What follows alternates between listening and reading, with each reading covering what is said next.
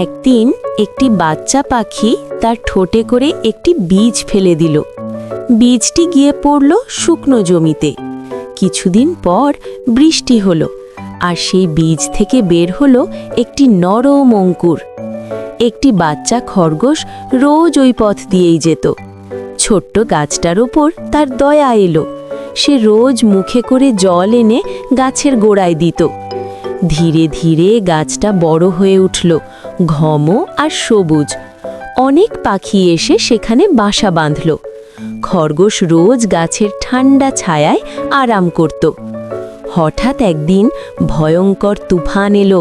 গাছটা গোড়া থেকে উপড়ে পড়ে গেল। সব পশু পাখি খুব দুঃখ পেল। কিছুদিন পর সেই গাছের গোড়া থেকেই আবার নতুন অঙ্কুর বের হলো। সবাই আবার খুশি হলো, কিন্তু বাচ্চা খরগোশটা কাঁদতে লাগলো, কারণ এত সুন্দর গল্পের পরেও কেউ লাইক আর সাবস্ক্রাইব করে না।